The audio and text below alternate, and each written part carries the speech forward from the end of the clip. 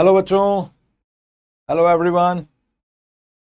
आवाज आ रही है क्लियर सबको? Good afternoon everybody. Am I Audible?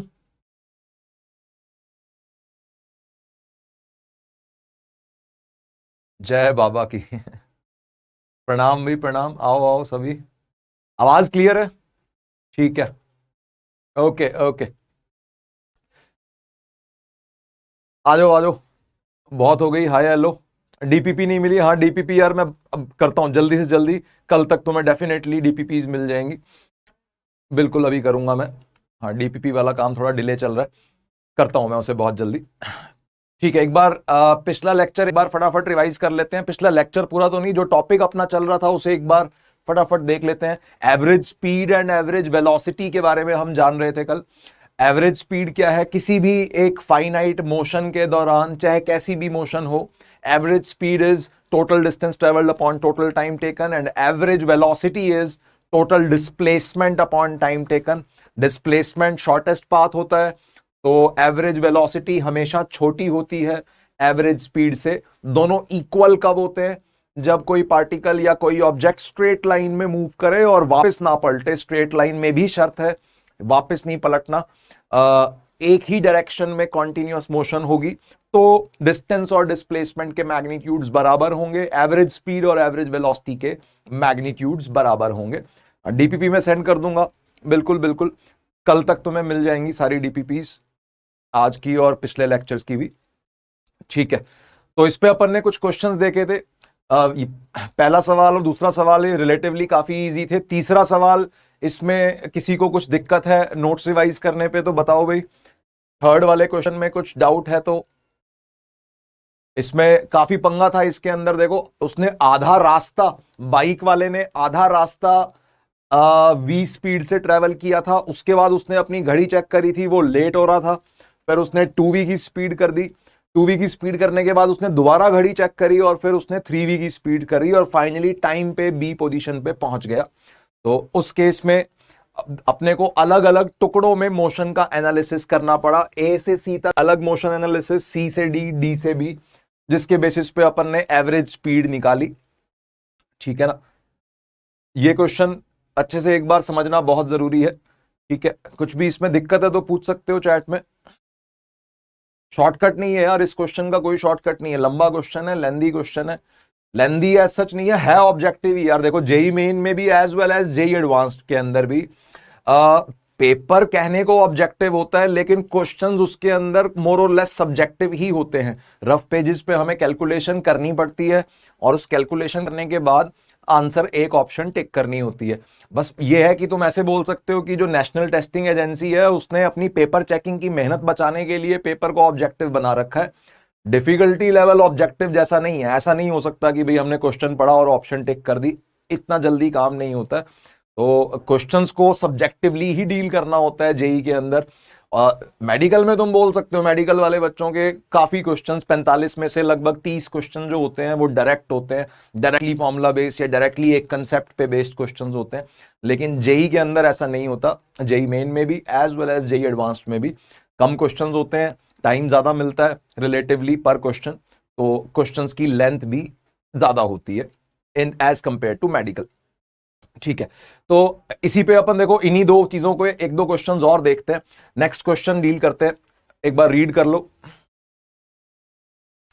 A vehicle moving towards north with speed v takes a U-turn through a semi-circular path। ये कोई गाड़ी है, नॉर्थ की तरफ जा रही है, ये नॉर्थ डायरेक्शन है ऊपर की तरफ, ये नॉर्थ की तरफ जा रही है और उसने एक यू टर्न लिया सेमी सर्कुलर पाथ से।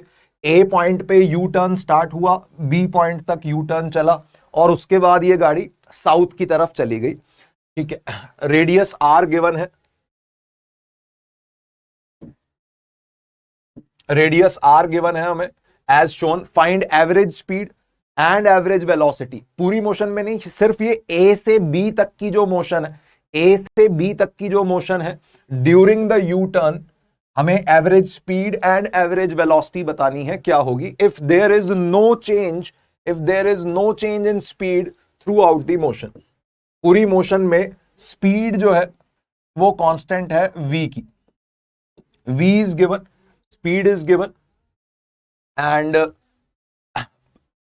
पूरी मोशन में स्पीड कांस्टेंट है, average speed and average velocity बतानी है क्या होगी।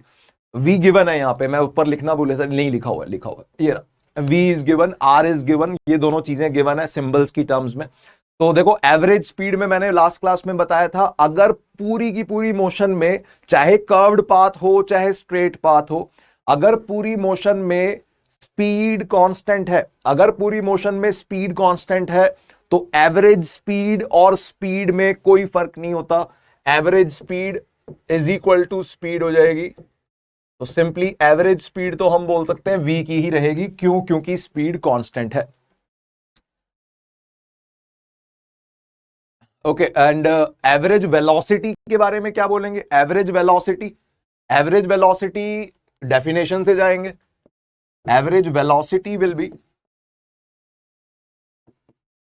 ये फर्स्ट पॉइंट सबको समझ में आना चाहिए, अगर स्पीड कांस्टेंट होती है तो हम स्पीड और एवरेज स्पीड को सेम मान के चलते हैं या सेम हो जाते हैं, और बचपन वाला जो अपना फॉर्मूला है speed is equal to distance upon time, वही एवरेज स्पीड का भी फॉर्मूला है, वो सारे फॉर्मूले एक जैसी शक्ल के बन जाते हैं अगर स्पीड कांस्टेंट होती है। तो स्पीड कांस्टेंट नहीं होती तो डिस्टेंस अपॉन टाइम करके हमें एवरेज स्पीड मिलती है, ना कि इंस्टेंटेनियस स्पीड। ठीक है, अब एवरेज वेलोसिटी क्या है? Average velocity is defined as displacement upon time taken, displacement vector upon time taken, this is average velocity definition. अब हमें इस यू टर्न के दौरान, इस यू टर्न के दौरान डिस्प्लेसमेंट सोचनी है क्या होगी और टाइम सोचना है कितना लगेगा। तो सोच के बताओ बच्चों, ए से बी तक डिस्प्लेसमेंट क्या होगी, चैट में लिख के बताओ। हाँ, उमर ने आंसर ही कर दिया, 2v/π, बहुत बढ़िया, 2v/π इज द आंसर। चलो डिस्प्लेसमेंट सोचो पहले। डिस्प्लेसमेंट केवल ए से बी तक की मोशन में I can say that displacement is initial position से फाइनल पोजीशन को मिलाने वाला ये वेक्टर। डिस्प्लेसमेंट को पाथ से कोई मतलब नहीं होता, displacement is A to B का straight vector, this is displacement. इसकी लेंथ कितनी हो जाएगी? ये रेडियस, ये भी रेडियस, तो ए से बी तक ये पूरा डायमीटर बन गया, डायमीटर बन गया, तो हम बोलेंगे 2r, 2r is the displacement. और डिस्प्लेसमेंट की डायरेक्शन क्या है? Displacement is a vector quantity. I cap J cap की टर्म्स में हम नहीं समझ रहे, अंग्रेजी में बताना है, क्योंकि नॉर्थ ईस्ट वेस्ट साउथ यहां बने हुए हैं। तो ये डिस्प्लेसमेंट वेक्टर देखो किस डायरेक्शन में दिख रहा है, राइट साइड दिख रहा है, राइट साइड कौन है? ईस्ट है, तो I can write it as 2r towards east, this is the displacement vector, magnitude लिखा as well as direction, this is displacement vector upon time taken. Time taken कैसे लिखें? अब टाइम हम बोल सकते हैं, क्योंकि स्पीड कांस्टेंट है, स्पीड जब कांस्टेंट होती है तो डिस्टेंस अपॉन स्पीड करके हम टाइम निकाल सकते हैं। तो डिस्टेंस कितना है? ए से बी तक का डिस्टेंस, डिस्टेंस हो जाएगा सेमी सर्कल की लेंथ, डिस्टेंस हो जाएगा सेमी सर्कल की लेंथ, सेमी सर्कल की लेंथ कितनी होती है? πr, this is distance, distance upon speed, speed constant है v की, तो ये हो गया टाइम। टाइम को कैसे लिखा? Distance upon speed. ये बचपन वाला फॉर्मूला सिर्फ तभी लग सकता है जब स्पीड कांस्टेंट हो, otherwise distance upon average speed करके टाइम निकाला जा सकता है। एवरेज स्पीड यहां स्पीड के बराबर हो गई, क्यों? क्योंकि वो कांस्टेंट है। तो सिंपली आंसर आ गया, आर वाली टर्म खत्म हो गई और answer is 2v/π east. Direction समझ में आनी चाहिए, जो डायरेक्शन एस वेक्टर की है वही डायरेक्शन एवरेज वेलोसिटी की है। लास्ट क्लास के नोट्स में भी ये लिखा था अपन ने, डिस्प्लेसमेंट की जो डायरेक्शन है वही एवरेज वेलोसिटी की भी है, क्योंकि टाइम टेकन इज अपने आप में एक पॉजिटिव क्वांटिटी है। तो पॉजिटिव क्वांटिटी जब भी वेक्टर से मल्टीप्लाई या डिवाइड होती है तो वेक्टर की डायरेक्शन चेंज नहीं होती। बिल्कुल 2v/π most of the students. ठीक है, बढ़िया, इजी है क्वेश्चन, आसान है, आगे बढ़ते हैं।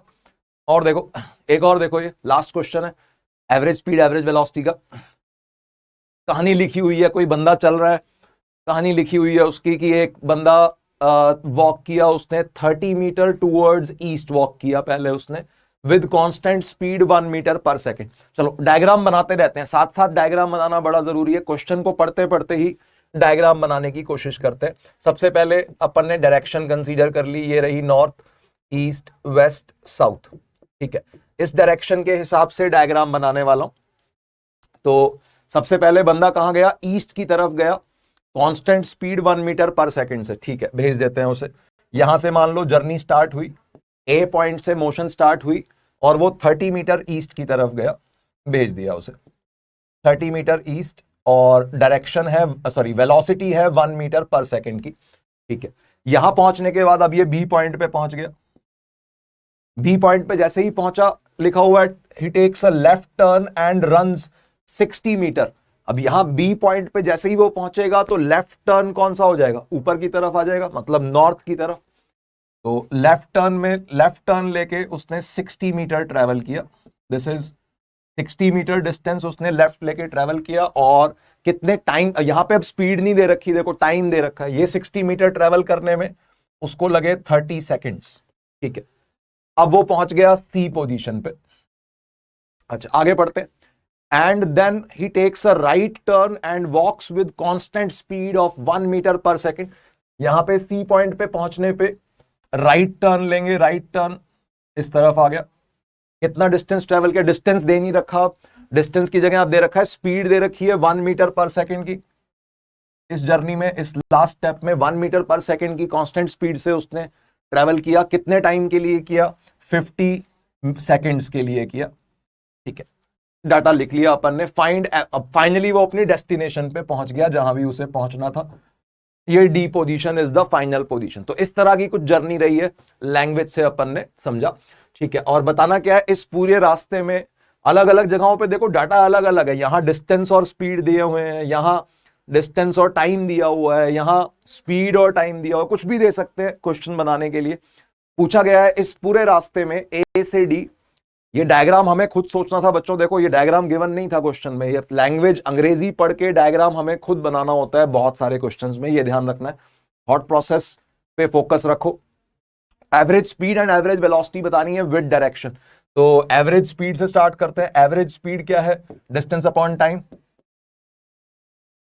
डिस्टेंस सोचो कितना होगा, ये पहला ये तो गिवन ही है 30 मीटर, डिस्टेंस के अंदर कोई डायरेक्शन का पंगा नहीं है, ये 30 मीटर, फिर ये 60 मीटर, और ये कितना है सी से डी तक का टोटल डिस्टेंस लिख रहा हूं, 30 प्लस 60 प्लस ये डिस्टेंस कितना है। अब इसमें टाइम पता है हमें और स्पीड पता है, सॉरी टाइम एंड स्पीड, हाँ टाइम और स्पीड गिवन है, तो स्पीड इंटू टाइम करके हम सी से डी तक का डिस्टेंस निकाल सकते हैं। तो 50 इंटू 1 करके ये डिस्टेंस आ गया। तो ये हो गया टोटल डिस्टेंस ट्रेवल्ड, जिसमें डायरेक्शन का कोई पंगा नहीं, ठीक है। अपॉन टाइम, टोटल डिस्टेंस हो गया upon total time. Total time, अब यहां ए से बी तक की जर्नी में टाइम नहीं दे रखा, डिस्टेंस और स्पीड दे रखी है, तो डिस्टेंस अपॉन स्पीड करके टाइम निकाल सकते हैं, this is 30 upon 1। Distance upon speed करके ये टाइम निकाल लिया ए से बी तक की जर्नी का। बी से सी तक की जर्नी में डायरेक्टली टाइम गिवन है, बढ़िया हो गया काम, 30 सेकेंड्स। और प्लस सी से डी तक की जर्नी में भी डायरेक्टली टाइम गिवन है 50।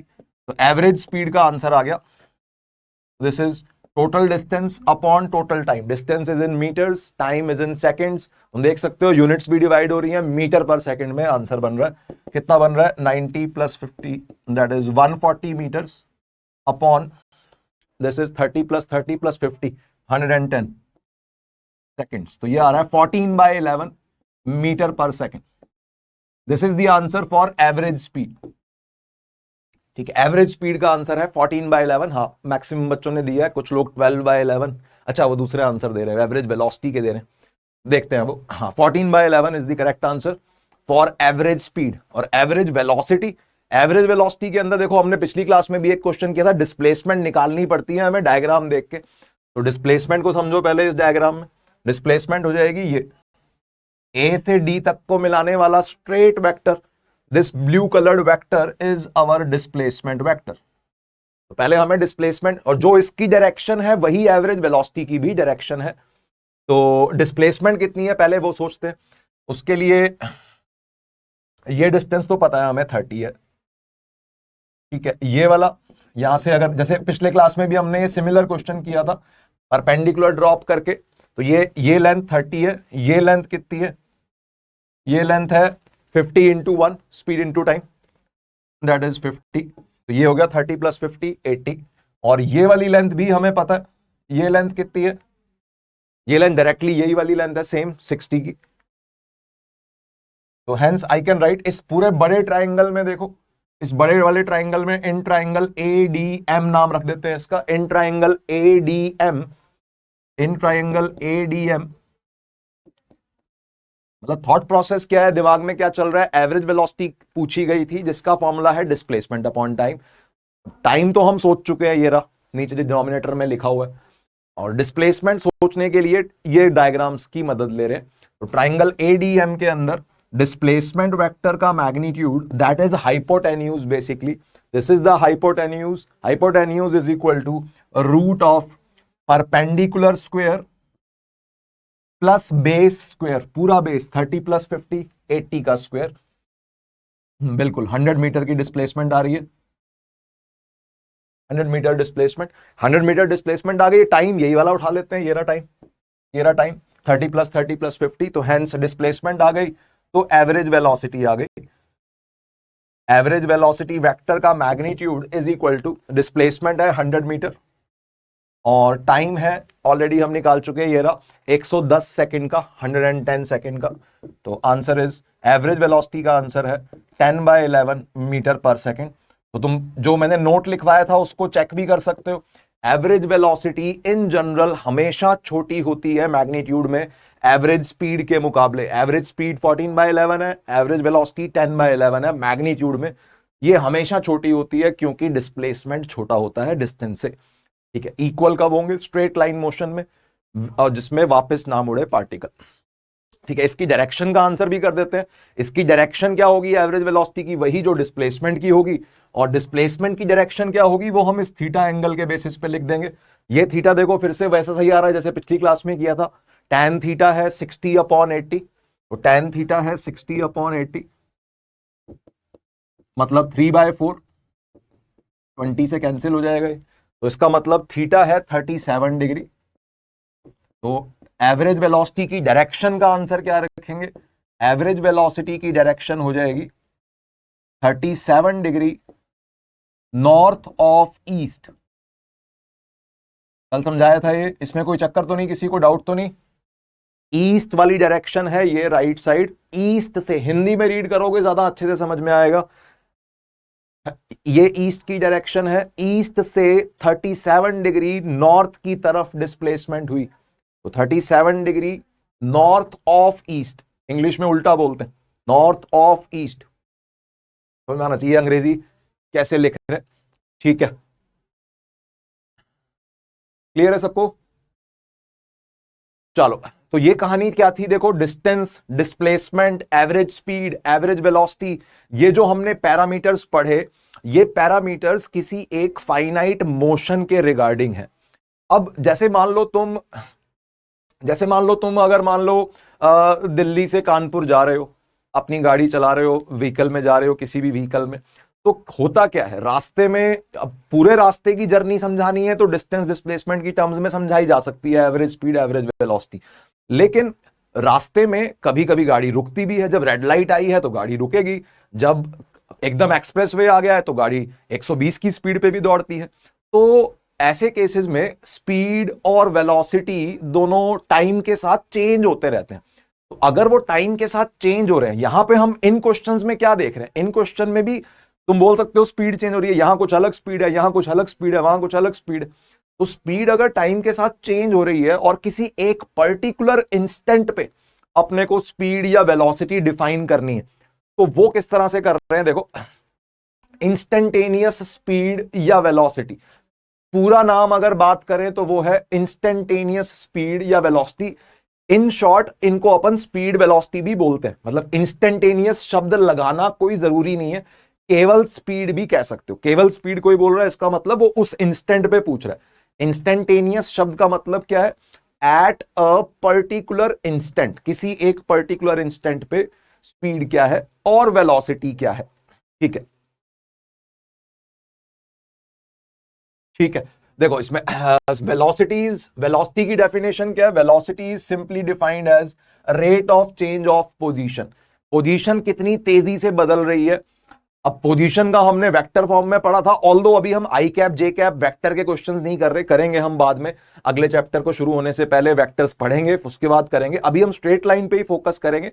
बट जस्ट जनरल डेफिनेशन यहां लिखी हुई है, रेट ऑफ चेंज पूरी फिजिक्स के अंदर, पूरी फिजिक्स में जहां कहीं भी तुम्हें ये रेट नाम का शब्द दिख जाए, रेट का मतलब होता है, रेट ऑफ चेंज का मतलब होता है दैट इज डिफरेंशिएशन, पूरी फिजिक्स में हर जगह differentiation with respect to time.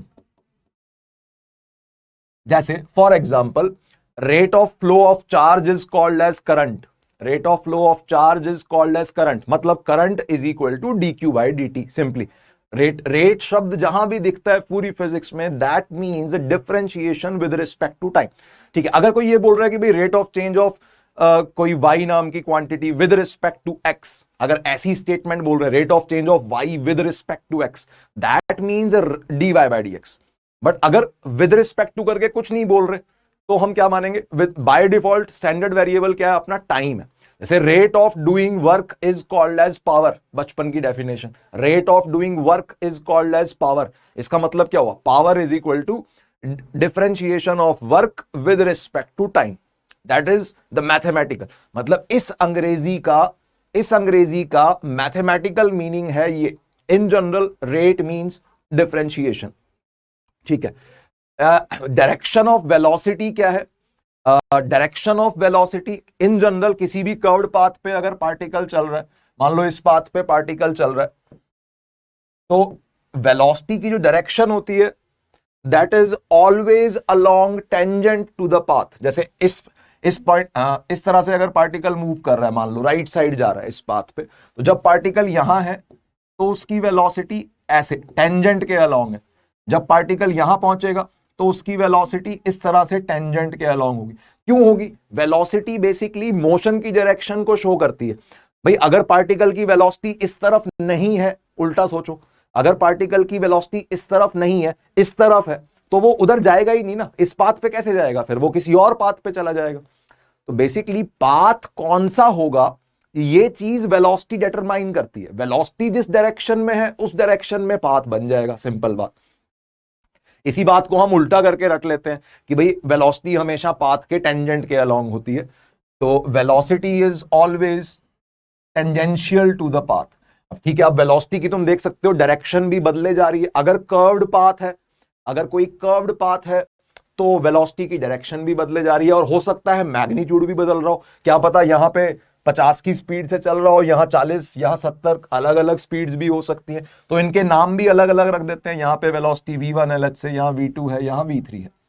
ठीक है, तो वेलोसिटी ये ध्यान रखना है, मैग्नीट्यूड क्या है, दैट इज डिपेंडिंग ऑन कि भाई पोजीशन कितनी तेजी से वक्त के साथ बदल रही है, उस तेजी को वेलोसिटी कह रहे हैं। और डायरेक्शन क्या है वेलोसिटी की, that is along the tangent of the path, they are tangential to the path. ठीक है, आगे आओ, स्पीड क्या डिफाइंड है, व्हाट इज स्पीड, स्पीड क्या है भाई, वेलोसिटी के अंदर डायरेक्शन हटा दो बस, जो मैग्नीट्यूड बचेगा that is called as speed. जैसे मान लो तुम एक गाड़ी में जा रहे हो और वो गाड़ी नॉर्थ ईस्ट की तरफ जा रही है 70 की स्पीड से, तो हम बोलेंगे 70 is the magnitude, north east is the direction. अगर इन दोनों बातों को कंबाइन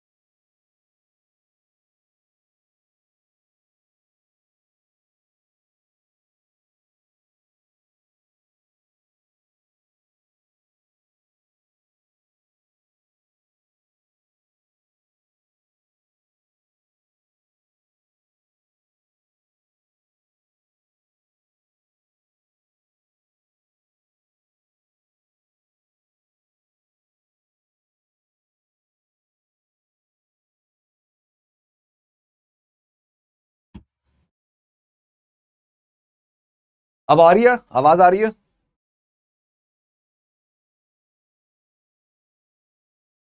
आवाज आ गई अब सबको? Hello hello.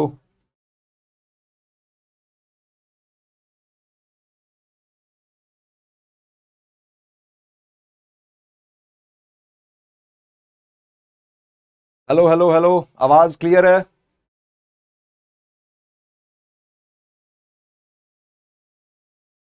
माइक के सेल खत्म हो गए थे भाई। आगे आगे चलो, बढ़िया बढ़िया। आ जाओ। तो मैं यहाँ पे नोट बता रहा था कि जो इंपॉर्टेंट चीज है ध्यान में रखने वाली, जिसमें बच्चे कंफ्यूज होते हैं, वो क्या है कि भाई एवरेज एवरेज वेलोसिटी जो थी, एवरेज वेलोसिटी जो थी वो हमेशा एवरेज स्पीड से कम होती थी। एवरेज वेलोसिटी हमेशा एवरेज स्पीड से कम होती थी। क्यों? क्योंकि एवरेज स्पीड की डेफिनेशन डिस्टेंस अपॉन टाइम थी और average velocity displacement upon time था। इक्वल टू भी हो सकते थे ये जब डिस्टेंस और डिस्प्लेसमेंट बराबर हो, बट ऐसा सिमिलर रिलेशन वेलोसिटी और स्पीड में नहीं है। वेलोसिटी वेक्टर का मैग्नीट्यूड जो है वो हमेशा इक्वल होगा स्पीड के। ध्यान से ये बात दिमाग में रखनी है बच्चों कि एवरेज वाले जो शब्द है ना, ये एवरेज वेलोसिटी, एवरेज स्पीड, ये एक फाइनाइट मोशन के दौरान है। जबकि ये इंस्टेंटेनियस वेलोसिटी और इंस्टेंटेनियस स्पीड, ये जो शब्द है, या सिर्फ वेलोसिटी सिर्फ स्पीड कह दो, ये किसी एक इंस्टेंट के लिए डिफाइंड है। जैसे तुम वही वही सेम एग्जांपल लूंगा, मान लो दिल्ली से कानपुर गाड़ी में जा रहे हो, पूरे रास्ते की मोशन की एवरेज बातें करनी है तो अलग कहानी है। और अगर किसी एक इंस्टेंट पे रेड लाइट पे तुम्हारी गाड़ी रुकी हुई है तो भाई वेलोसिटी जीरो है सिंपली। और अगर तुम 120 से चला रहे हो गाड़ी को तो 120 की वेलोसिटी है जिस भी डायरेक्शन में चला रहे हो। तो दोनों में फर्क है। एवरेज वाली चीजें एक फाइनाइट मोशन के लिए डिफाइंड है, जबकि ये इंस्टेंटेनियस वाली चीजें एक पर्टिकुलर इंस्टेंट के लिए डिफाइंड है। बहुत ध्यान से ये बात करनी है, ठीक है? अब इस चीज को वेक्टर फॉर्म में हम डील करेंगे, बट पहले एक बात, हम इसको स्ट्रेट लाइन मोशन के लिए पढ़ रहे हैं इस चैप्टर में। स्ट्रेट लाइन मोशन के लिए अगर हम बात करें तो भाई पोजीशन वेक्टर को डिफाइन करने के लिए, अगर कोई पार्टिकल सिर्फ एक्स एक्सिस पे चल रहा है, रेक्टिलिनियर मोशन कर रहा है, रेक्टिलिनियर शब्द का मतलब क्या है यार? सिंपल, वही स्ट्रेट लाइन मोशन कर रहा है, मान लेते हैं एक्स एक्सिस के अलोंग कर रहा है। अब एक्स एक्सिस के अलोंग अगर मोशन कर रहा है तो पोजीशन के नाम पे सिर्फ और सिर्फ एक्स कोऑर्डिनेट होगा, वाई जेड की कोई बातें ही नहीं होंगी, पोजीशन वेक्टर की भी कोई बात नहीं होगी स्ट्रेट लाइन मोशन में। तो आर वेक्टर की जगह, डी आर वेक्टर की जगह मैंने सिंपली क्या कर दिया? सिंपली एक्स कोऑर्डिनेट कर दिया। कल बताया था पोजीशन कैसे डिफाइन होती है, कोऑर्डिनेट्स को ही हम पोजीशन कहते हैं। तो एक्स वाई जेड की कोई बात नहीं हो रही, सिर्फ एक्स की बात हो रही है यहां पे। अगर एक्स एक्सिस पे पार्टिकल चल रहा है तो velocity dx by dt, Y axis पे पार्टिकल चल रहा है तो velocity dy by dt, Z पे चल रहा है तो वेलोसिटी क्या हो जाएगी? dz by dt। अच्छा, अब ये डिफरेंशिएशन का मीनिंग क्या है? व्हाट इज दिस डिफरेंशिएशन, या इन जनरल डिफरेंशिएशन का मीनिंग क्या है? तो देखो, हम जैसे डिफरेंशिएशन को मैथ्स में डिफाइन करते हैं dy बाई dx करके, पहले मैथमेटिकली समझते हैं और फिर इसको रिलेट करते हैं इस बात से। तो dy बाई dx का मीनिंग है क्या? dy कौन है? ये dy होता है स्मॉल चेंज इन y। dy का मीनिंग क्या है? एक तो इसको है ना यार, कई बच्चे इसको ऐसे समझते हैं ये d अलग y अलग, और ये डी काट भी देते हैं कई बच्चे, गधों वाली हरकतें करते हैं, वैसे मत करना यार। ये dy जो है अपने आप में कंबाइंड टर्म है। dy का मतलब क्या है? This is small change in y। और dx का मतलब क्या है? इन जनरल कोई भी सिंबल्स हो, चाहे y और x, dx का मतलब क्या है? Small change in x। जैसे मैथ्स में पढ़ते हो तुम, फंक्शंस हैं, y जो है वो x फंक्शन x पे डिपेंडेंट है और उनके बीच में कुछ फंक्शन बना रखा है, y is equal to X square वगैरह कुछ भी। तो अगर तुम किसी एक फंक्शन में x के अंदर हल्का सा चेंज करोगे तो y में भी हल्का सा चेंज आएगा। जैसे y is equal to X square function है सिंपल एक, तो उसमें x की अगर वैल्यू चेंज करी तुमने तो y की वैल्यू भी डेफिनेटली चेंज हो जाएगी। तो जैसे ही वो चेंज होंगे तो उनके अंदर जो स्मॉल चेंजेस होते हैं, स्मॉल चेंजेस की रेशो को, small change in y and small change in x, इस रेशो को ही डिफरेंशिएशन कहते हैं। ठीक है, जिसके कुछ फॉर्मूले बना के रटवा दिए जाते हैं डिफरेंशिएशन के कि भाई ये dy बाई dx है क्या, क्या इसका फॉर्मूला बनेगा। ठीक है, जो फॉर्मूले नहीं याद होंगे मैं बताऊंगा, टेंशन ना लो उन सब चीजों की। मीनिंग समझो, व्हाट इज डिफरेंशिएशन। अच्छा, अब कंसेप्ट क्या है? मैथ्स की बातें कर रहा हूं मैं इस येलो लाइन के राइट साइड में, कि अगर अगर x के बढ़ने के साथ if as x increases y also increases. सोच के देखो, अगर किसी भी फंक्शन में y as a function of x है, कोई भी फंक्शन हो सकता है, अगर उसमें x के बढ़ने के साथ y भी बढ़ रहा है, x और y कोई भी दो चीजें हो सकती है। फिजिक्स के अंदर बात करें तो x की जगह प्रेशर, y की जगह वॉल्यूम आ सकता है जब थर्मोडायनेमिक्स चल रही होगी। जब इलेक्ट्रोस्टैटिक्स चल रही होगी तो x की जगह टाइम, y की जगह पोटेंशियल आ सकता है, कुछ भी आ सकते हैं। ये कोई भी दो सिंबल्स हो सकते हैं, ये x और y। अगर x के बढ़ने के साथ y भी बढ़ रहा है तो इस बात का मतलब क्या है? इस बात का मतलब ये है, x का बढ़ना मतलब ये dx का पॉजिटिव होना। x बढ़ेगा तो dx कैसा है, चेंज कैसा है उसमें, पॉजिटिव। और y का बढ़ना मतलब dy का पॉजिटिव होना। तो बेसिकली x के बढ़ने के साथ अगर y बढ़ रहा है तो dy भी पॉजिटिव, dx भी positive. Positive upon positive, dy by dx क्या बन जाएगा, ग्रेटर देन जीरो हो जाएगा। That is the meaning of differentiation. जैसे मतलब ये कंसेप्ट यूज कैसे होता है, जब हमें लैंग्वेज को मैथ्स में कन्वर्ट करना होता है या मैथ्स को लैंग्वेज में कन्वर्ट करना होता है। जैसे मान लो, एक एग्जांपल ध्यान से सुनो। अगर मान लो मैं एक स्टेटमेंट बोल रहा हूं हिंदी में, तुम्हें उसे मैथ्स में कन्वर्ट करना है डिफरेंशिएशन की टर्म्स में। स्टेटमेंट क्या है, टाइम के बढ़ने के साथ, टाइम के लिए सिंबल ले लो टी, टाइम टी के बढ़ने के साथ तुम्हारी जेब में रखा हुआ पैसा, पैसा का सिंबल है M, M for money. Time T के बढ़ने के साथ तुम्हारी जेब में या तुम्हारे बैंक अकाउंट के अंदर जो मनी है एम, वो बढ़ रहा है। ये एक इंग्लिश या हिंदी में एक स्टेटमेंट बोली मैंने, टाइम के बढ़ने के साथ एम फॉर मनी बढ़ रहा है। तो इस बात को मैथमेटिकली कैसे लिखेंगे? मैथमेटिकली लिखेंगे D M by D T is greater than zero. Simply मतलब x के बढ़ने के साथ y बढ़ रहा है तो dy by D x zero, time के बढ़ने के साथ मनी बढ़ रहा है तो हम बोलेंगे D money by D T zero, greater than zero. समझ में आ गई? मतलब ये y और x कोई भी दो सिंबल्स हो सकते हैं। ठीक है, ओके आगे आओ। अगर उल्टा है, अगर x के बढ़ने के साथ y घट रहा है, तो इस बात का मतलब क्या होगा? इन जनरल बातें हैं ये, dy बाई डी एक्स क्या हो जाएगा, लेस देन जीरो। क्यों? फिर से वही चीज, x का बढ़ना माने dx का पॉजिटिव होना, चेंज इन x का पॉजिटिव होना, स्मॉल चेंज इन x। और y का घटना माने dy का नेगेटिव होना। तो dy अगर नेगेटिव है, dx अगर पॉजिटिव है, तो dy बाई dx क्या बन गया, dy by dx is negative. तो ये बात इन जनरल है for any two variables x and y। अब इस बात को यहां रिलेट करो। देखो, वेलोसिटी का फॉर्मूला क्या है? वेलोसिटी का फॉर्मूला है dx by dt। Velocity is dx by dt where x is position, t for time, v for velocity. तो इस बात को देखो, अब अंग्रेजी में लिखा हुआ कि अगर ये x टाइम के साथ बढ़ रहा है, अगर टाइम के साथ x पोजीशन बढ़ रही है, अगर टाइम के साथ x पोजीशन बढ़ रही है, तो इस बात का मैथमेटिकल मीनिंग है dx by D T zero, dx by D T greater than zero. dx by D T greater than zero का मीनिंग है velocity greater than zero.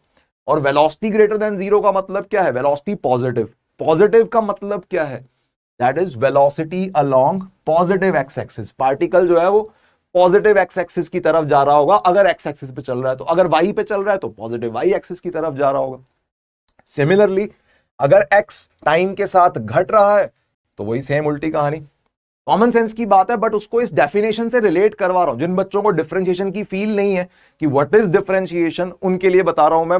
Differentiation is simply क्या सिग्निफाई कर रहा है? It is signifying the rate of change of y with respect to x, कि x के बढ़ने के साथ y बढ़ेगा या घटेगा या कुछ नहीं होगा y का।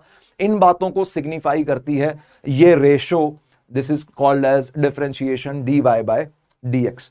ठीक है, तो इस चीज को रिलेट कर लो मतलब आराम से।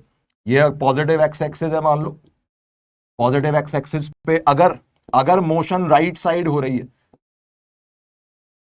चाहे यहां पे कोऑर्डिनेट चाहे नेगेटिव हो, मान लो x इक्वल टू -2 पे बैठा है particle,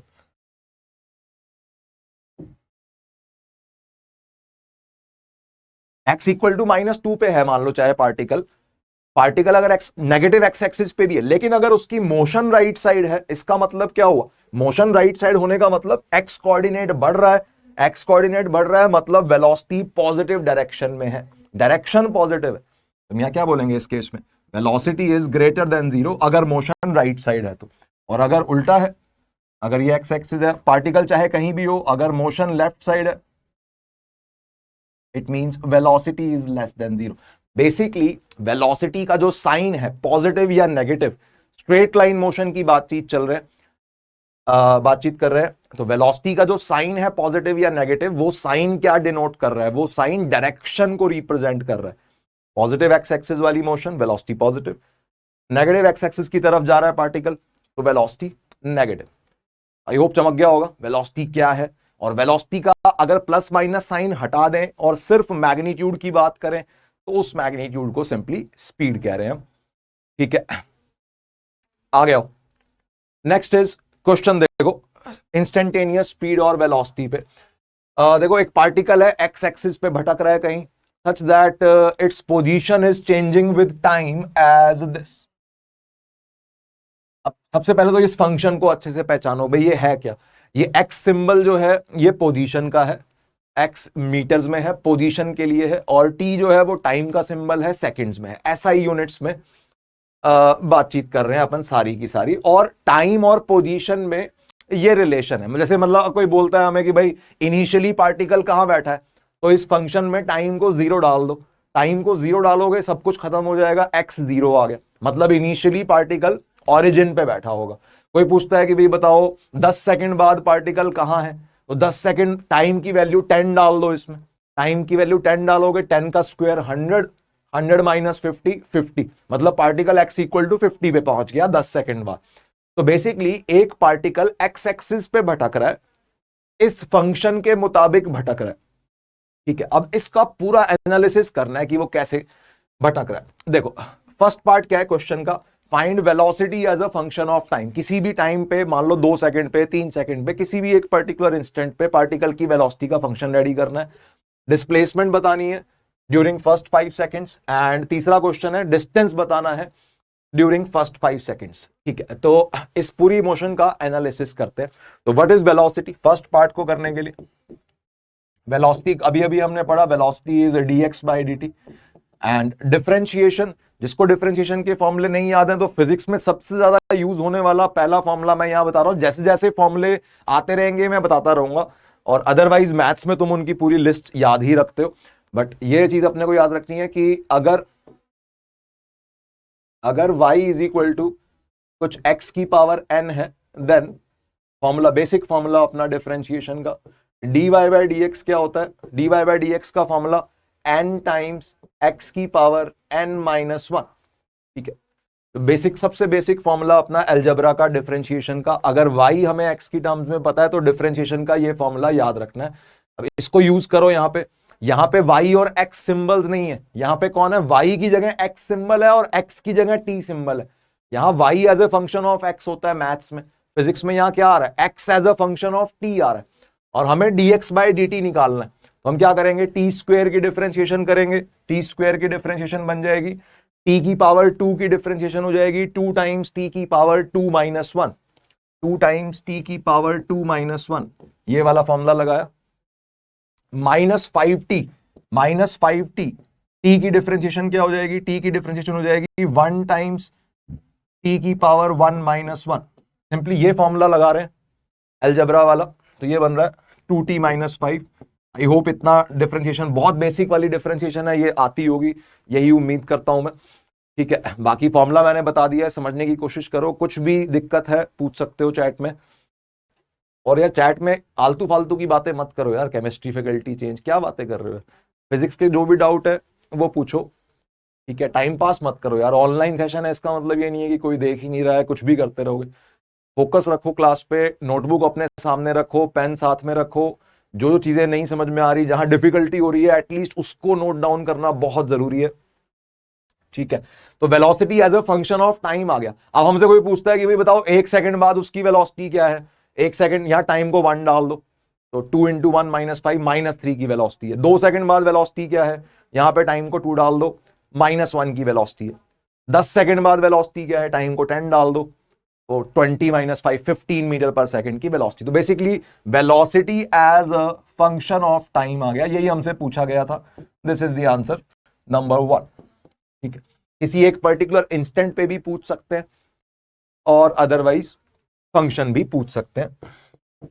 basic differentiation, simplest possible differentiation. ठीक है, second, displacement during first 5 seconds. Displacement क्या थी?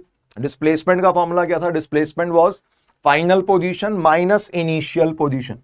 Displacement is final position minus initial position. कोई वेक्टर का चक्कर नहीं है, इजी चैप्टर चल रहा है, straight line motion, position subtract करनी है, कोई आई कैप जे कैप का पंगा नहीं है। तो final velocity, sorry final position. अब पोजीशन, ये फंक्शन से कोई पोजीशन नहीं दिख रही है हमें, पोजीशन कहां से दिखेगी? यहां से। This is position time function. तो 5 सेकंड पे पूछा है, 5 सेकंड के दौरान पूछा है, मतलब 5 सेकंड बाद वाली पोजीशन उस फंक्शन से मिलेगी जिसमें हम t को डाल देंगे 5। तो फाइनल पोजीशन क्या है? 5 स्क्वायर माइनस 5 इंटू 5। t को 5 पुट किया, this is final position. Minus initial position क्या है? इनिशियल पोजीशन है टाइम को 0 डाल दो, 0 स्क्वायर माइनस 5 इंटू 0।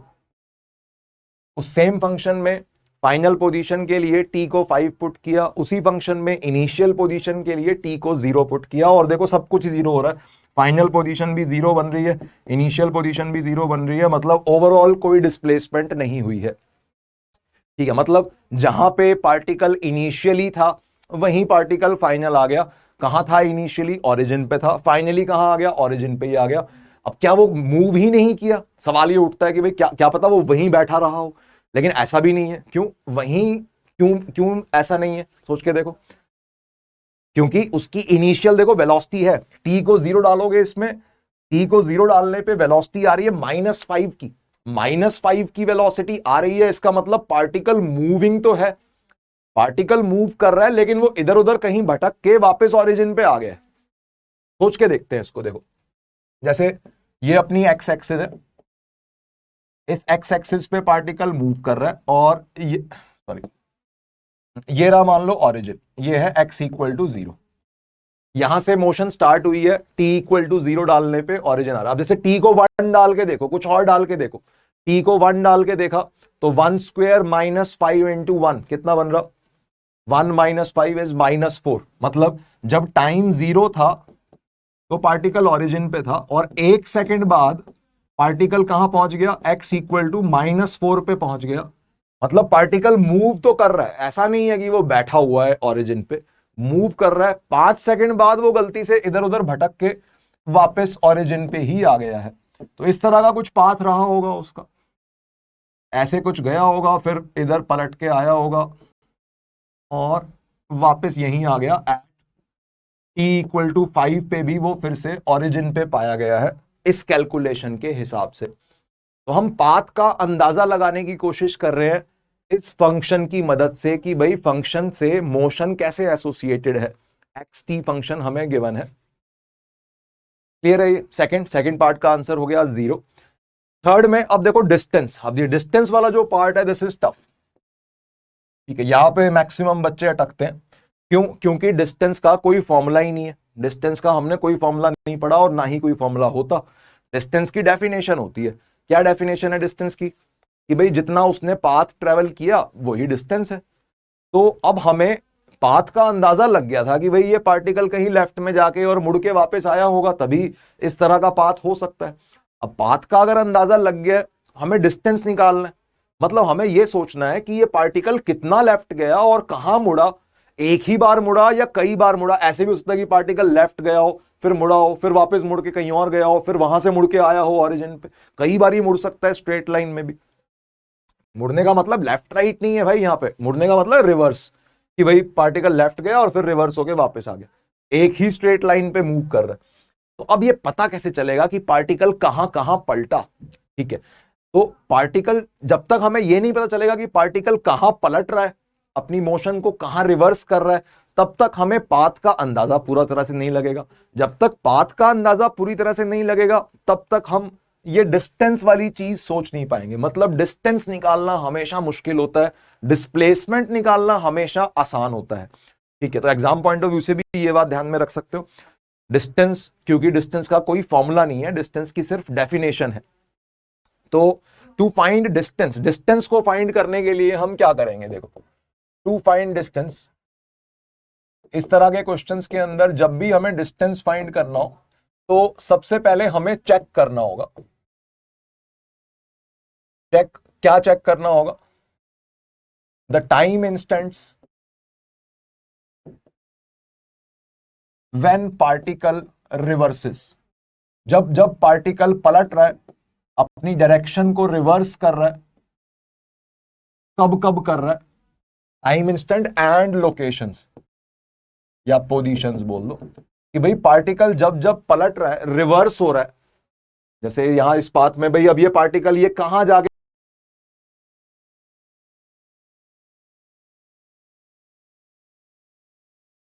पलटा, जब तक हमें ये पता नहीं चलेगा कि नेगेटिव एक्स एक्सिस पे वो कहां जाके पलटा, तब तक हम डिस्टेंस फाइंड नहीं कर पाएंगे, क्योंकि डिस्टेंस में हमें ये सारा रास्ता कैलकुलेट करना है, यहां से यहां तक का और फिर वापसी का। तो अब ये 5 सेकंड में कितना खेल हुआ, तो हमें वो पोजीशंस और वो वक्त निकालने हैं जब जब पार्टिकल पलटा, रिवर्स किया।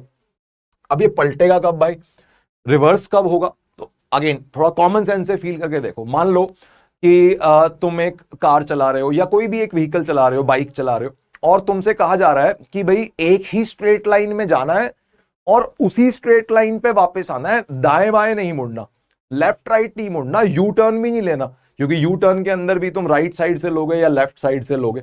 रिवर्स गियर लगा सकते हो कि भाई गाड़ी आगे जा रही है और रिवर्स गियर लगा के वापस पीछे आ गई।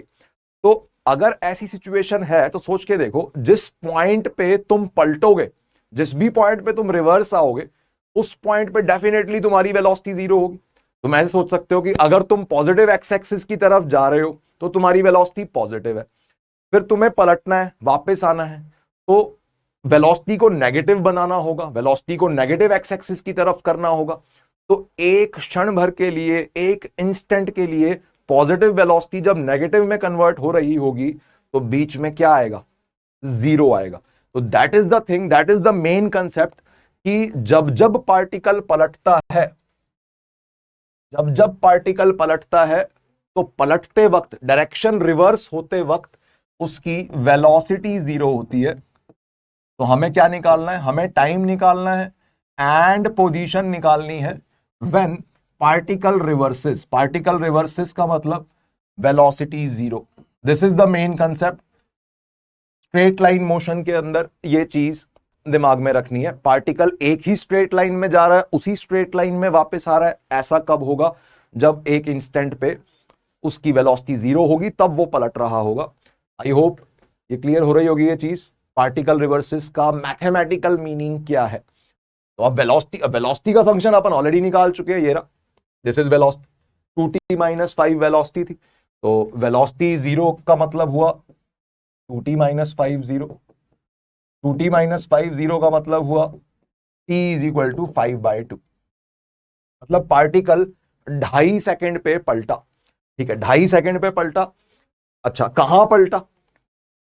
एक ही आंसर आया, देखो, एक तो फर्स्ट ऑफ ऑल इसका एक ही आंसर आया, मतलब एक बार ही पलटा है वो, दूसरी बार नहीं पलटा वो, एक ही बार पलटा है। कब पलटा है? 2.5 सेकंड पे पलटा है। अब 2.5 सेकंड पे ये कहां था, इस पोजीशन का एक्स कोऑर्डिनेट क्या है, ये हमें पता चल गया कि वो 2.5 सेकंड पे पलटा है। ये t = 5/2 वाले पॉइंट पे उसने अपनी डायरेक्शन रिवर्स करी है और वो वापस गया है ओरिजिन की तरफ। तो ये कहां था 2.5 सेकंड पे, उसको निकालने के लिए ये ओरिजिनल फंक्शन हमारी मदद कर देगा कि भाई किसी भी टाइम t पे पार्टिकल की पोजीशन हम इस फंक्शन से निकाल सकते हैं। तो hence I can write at t = 5/2, जो पोजीशन है वो क्या है, x है, t² - 5t, t² इज 5/2 का square minus 5t, t is 5/2, तो ये बन रहा है 25/4 माइनस 25/2, ये कितना बन गया, -25/4। हेंस इतनी मेहनत करने के बाद हेंस अपने को पाथ क्लियर हुआ। हमें क्वेश्चन में सिर्फ वो फंक्शन दिया हुआ था, इस फंक्शन के बेसिस पे हमने पाथ फाइंड किया कि भाई कैसे पार्टिकल जा कैसे रहा है, तो हेंस मैं पाथ बना सकता हूं, ये अपनी एक्स एक्सिस है और ये अपनी एक्स एक्सिस है। पार्टिकल शुरू हुआ था ओरिजिन से x इक्वल टू 0 से, कहां तक गया वो, x इक्वल टू -25/4 तक गया और यहां -25/4 से वो पलटा। तो hence the path is this, कि पहले वो ऐसे लेफ्ट साइड गया और फिर यहां से पलट के वो राइट साइड आया। यहां कब पहुंचा वो, -25/4 पे कब पहुंचा, जब टाइम की वैल्यू थी 5/2, और वापस यहां कब पहुंचा, जब टाइम 0 था, तब यहां से स्टार्ट हुआ था और जब घूम के वापस आया तो 5 सेकंड बीत चुके हैं। ये अपन ने सेकंड पार्ट में देखा था। t इक्वल टू 5 पे भी वो फिर से यही है। तो hence this is the path. मतलब पाथ का अंदाजा जब तक नहीं लगेगा, जब तक इस तरह के क्वेश्चंस में पाथ का अंदाजा नहीं लगेगा, तब तक हमें डिस्टेंस नहीं सोच सकते हम डिस्टेंस के बारे में, बिकॉज डिस्टेंस का कोई फॉर्मूला है ही नहीं। डिस्टेंस कोई स्पीड इनटू टाइम तो होता नहीं है। एवरेज स्पीड इनटू टाइम जरूर होता है, but distance is not speed into time. Distance का कोई फॉर्मूला पड़ा ही नहीं है, ना ही कुछ होता, केवल डेफिनेशन होती है। तो पाथ का अंदाजा हमें लगाना पड़ेगा, ठीक है ना। तो हेंस आंसर कितना होगा डिस्टेंस का, कि भाई 25/4 मीटर लेफ्ट गया, 25/4 मीटर राइट आया, और डिस्टेंस को पॉजिटिव नेगेटिव से कोई मतलब नहीं है। तो हेंस डिस्टेंस का आंसर हो जाएगा 25/4 प्लस 25/4, आंसर इज 25/2। एक बच्चे ने दिया भी है answer, that is the answer 25/2 metres, answer number 3।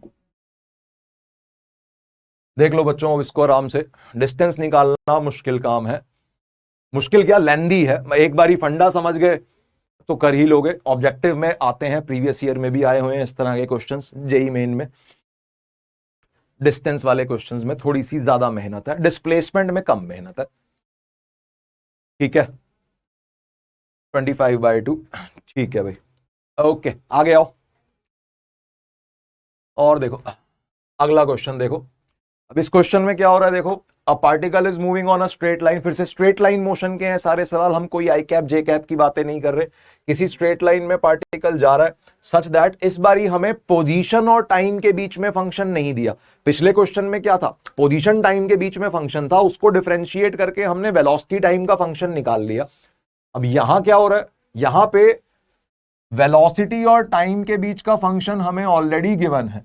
मतलब पोजीशन को डिफरेंशिएट करके वेलोसिटी निकालने की लोड नहीं, वेलोसिटी ऑलरेडी अपने को पता है, ठीक है। Where v is in metre per second, वही SI यूनिट्स में सारी बातें हैं, उसकी भी कोई टेंशन नहीं।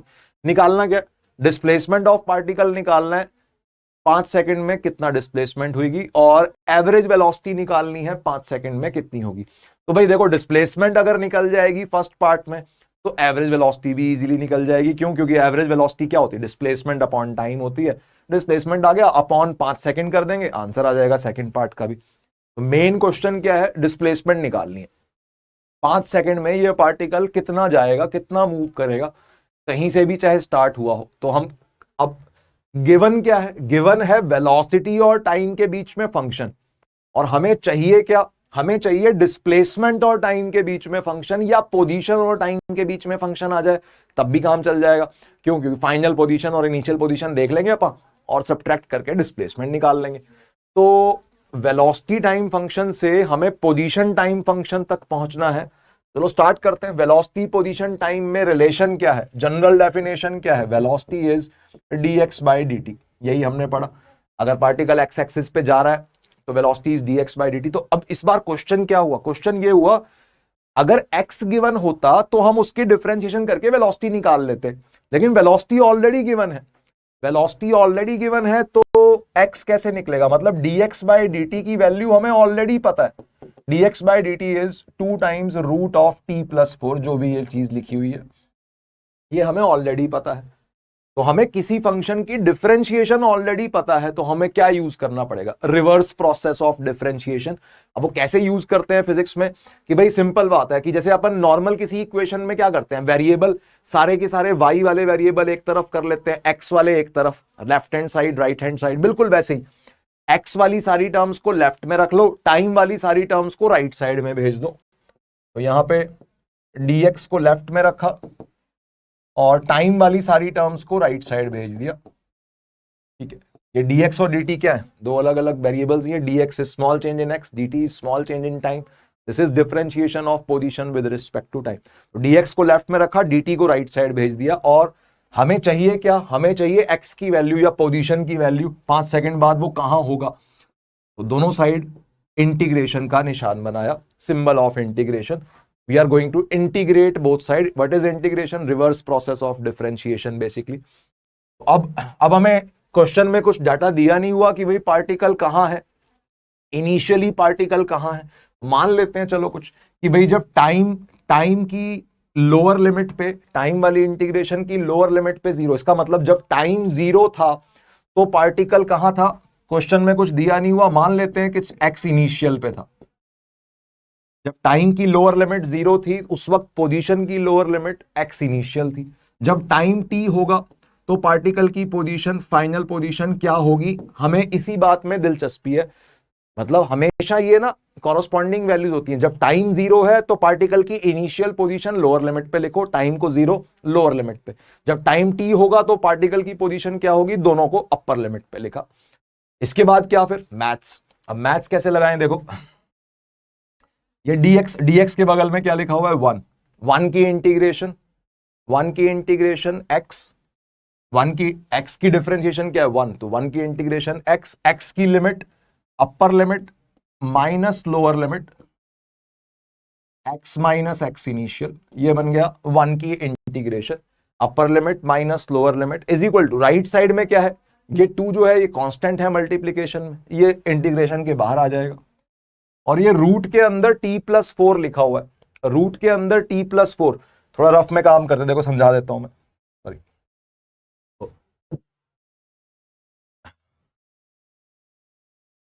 देखो जैसे अगर तुम मान लो किसी फंक्शन fx की इंटीग्रेशन जानते हो, अगर किसी fx नाम के फंक्शन की इंटीग्रेशन तुम जानते हो, मान लो gx है, ठीक है, कोई भी एक fx फंक्शन है, उसकी इंटीग्रेशन का तुम्हें फॉर्मूला पता है, तुमने अप्लाई कर दिया। अब होता क्या है कभी कभी फिजिक्स के अंदर स्पेशली या मैथ्स में भी, कि x की जगह है ना कुछ और टर्म आ जाती है। अगर x की टर्म में अगर ये चीज हम जानते हैं, देन कोई हमसे f of ax plus B की इंटीग्रेशन पूछता है, तो हम क्या करेंगे, एक तरीका ये सब्स्टिट्यूशन मेथड लगा सकते हैं कि भाई ax प्लस बी को कुछ डाल दो, जो 12th क्लास की मैथ्स में आता है, ax प्लस बी को कुछ m मान लो और फिर इंटीग्रेशन करते रहो। बट उसका एक शॉर्टकट बना के याद रख लो यार, कैसे कि भाई अगर x की जगह ax प्लस बी आ गया ना, तो बिल्कुल जैसे तुमने fx की इंटीग्रेशन फॉर्मूले से जानते हो, बिल्कुल वैसे ही सेम फॉर्मूला यहां भी लगाना है, x की जगह ax प्लस बी लिख दो, लेकिन x के कॉफिशिएंट से डिवाइड करना होता है बस इसमें। जो ये x के बगल में जो क्वांटिटी लिखी है a, इस a से डिवाइड करना। जैसे फॉर एग्जांपल ऐसे समझो, जैसे हम जानते हैं एक्स स्क्वायर की इंटीग्रेशन क्या होती है, याद करो, एक्स की पावर k, इंटीग्रेशन का फॉर्मूला क्या होता है, एक्स की पावर k+1 अपॉन k+1। तो एक्स स्क्वायर की इंटीग्रेशन क्या बन जाएगी, एक्स की पावर 2+1 अपॉन 2+1, सॉरी,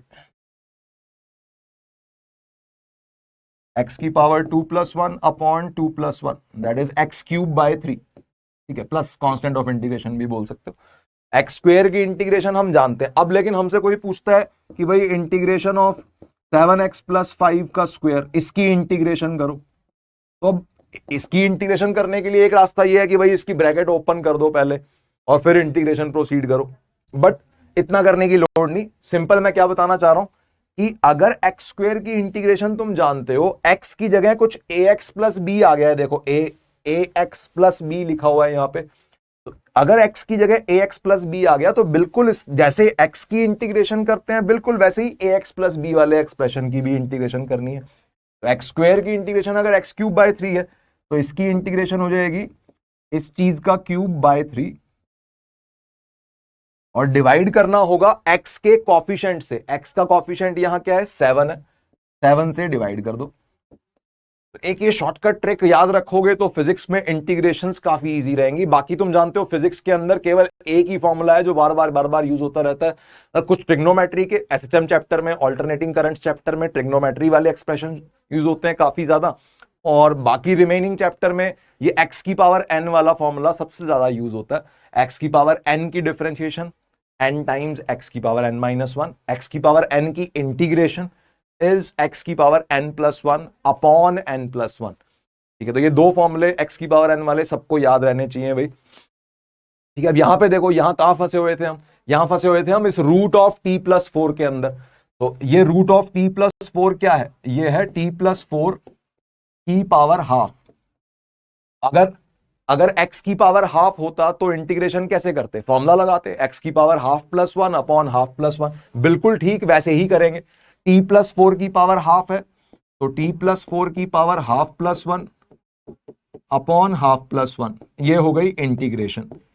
ठीक है, और लास्ट स्टेप में करना क्या होता है, जो t का कॉफिशिएंट है, t के बगल में जो कॉफिशिएंट है, कुछ नहीं लिखा हुआ मतलब वन लिखा हुआ है, तो t का जो कॉफिशिएंट है उससे डिवाइड करना होता है। तो वन से डिवाइड करो ना करो उससे कोई फर्क नहीं पड़ेगा। अगर यहां 3t प्लस फोर लिखा होता तो डिवाइड बाय 3 करते, 5t प्लस फोर लिखा होता तो डिवाइड बाय 5 करते, 1t प्लस फोर है तो डिवाइड बाय 1, या कुछ ना भी करो तब भी काम चल जाएगा। तो this is the integration. Limits लगानी है फ्रॉम 0 से t। तो यहां से अपना पार्टिकल का, अब ये भी देखो ध्यान से, ये क्या है, x क्या है, x है किसी भी t टाइम पे पार्टिकल की पोजीशन। ये हो गई t टाइम वाली पोजीशन माइनस इनिशियल पोजीशन, और इसी को तो डिस्प्लेसमेंट बोलते थे, t टाइम वाली position minus initial position, this is called as displacement. Standard symbol is s। तो डिस्प्लेसमेंट का फंक्शन रेडी हो गया। यहां पे ये बन रहा है 2 टाइम्स t प्लस फोर की power 3/2, half plus one is 3/2 upon half plus one, that is 3/2। ठीक है, अपर लिमिट t है। लिमिट्स अभी लगानी बाकी है, अगले पेज पे लगा लेते हैं। देख लो यहां से आ रहा है s is equal to t की जगह अगर अपर लिमिट डालोगे तो यही सेम एक्सप्रेशन ही रहेगा, ये वाला 2 ऊपर आ जाएगा, ये बन रहा है 4/3 इंटू टी प्लस फोर की पावर 3/2। ये तो हो गया अपर लिमिट, माइनस यहां पे लोअर लिमिट पे जीरो नहीं है एक्सप्रेशन, ध्यान से देखो। अगर तुम t की जगह जीरो डालोगे, लोअर लिमिट वाली वैल्यू t की जगह डालोगे, तो ये बन रहा है 0 प्लस फोर की पावर 3/2, मतलब ये हो गया 4 इंटू 0 प्लस फोर की पावर 3/2। ये पूरा एक्सप्रेशन जीरो नहीं हो रहा है लोअर लिमिट पे, यहां सिली मिस्टेक करते हैं बच्चे, लोअर लिमिट डालना भूल जाते हैं। तो displacement as a function of time अपना डिराइव हो गया यहां से। ये बन रहा है 4/3 common into T plus four की पावर 3/2 माइनस 4 की पावर 3/2, 4 की पावर हाफ होता है 2, 2 की पावर 3 होता है 8। This is displacement time function. तो हेंस इसी की हमें तलाश थी, इंटीग्रेशन की मदद से ये सॉल्व हुआ। हेंस फर्स्ट पार्ट का आंसर्स लिख रहे हैं। फर्स्ट पार्ट का अप टू 5 सेकेंड्स हमसे डिस्प्लेसमेंट पूछी गई थी, है ना, हाँ 5 सेकेंड तक डिस्प्लेसमेंट पूछी गई थी, तो अप टू 5 सेकेंड्स डिस्प्लेसमेंट हो जाएगी 4/3 इंटू टी की जगह 5 डाल दो, तो 5 प्लस 4 9 की power 3/2 minus 8। And what is 9 की पावर 3/2? 9 की पावर हाफ होता है 3, 3 का क्यूब होता है 27। ये बन रहा है 4/3 इंटू 27 माइनस 8, तो 19 बन रहा है। 27 minus 8 is 19, 19 into 4/3 that is 78/3। 19 into 4 नहीं 76/3, 19 into 4 is 76। This is the answer for displacement. Metres में ये आंसर है, answer number 1। And average velocity पूछी गई थी दूसरे में।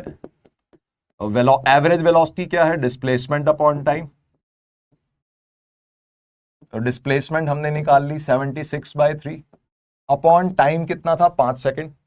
This is the answer for average velocity. 76/3 metres में है, 5 सेकेंड में है, तो average velocity metre per second में आ जाएगी। This is 76/15 metre per second. This is second answer. ठीक है, देख लो भाई, जनरल सवाल जो जेईई मेन लेवल में पूछे जाते हैं, डिफरेंशिएशन इंटीग्रेशन बेहद ज्यादा इंपॉर्टेंट है। बेसिक अपने को स्टैंडर्ड जो बेसिक फॉर्मूले हैं इजी वाले सिंपल x की पावर n वाले भी फॉर्मूले अगर तुम याद रखोगे 80% क्वेश्चंस तुम्हारे उससे हिट हो जाएंगे, क्योंकि बस जो ट्रिग्नोमेट्री वाले फॉर्मूले हैं वो ज्यादातर अपने कुछ एसएचएम, वेव्स और अल्टरनेटिंग करंट्स जैसे चैप्टर्स में यूज होते हैं। बाकी सभी चैप्टर्स में मोस्ट ऑफ द टाइम तुम देखते हो सिर्फ x की पावर n वाला ही फॉर्मूला डिफरेंशिएशन इंटीग्रेशन का यूज हो रहा होता है। ठीक है, दिक्कत तो नहीं इसमें किसी को कोई और? ठीक है, चलो आगे आओ। A particle is moving on, next question. फिर से सिमिलर सवाल।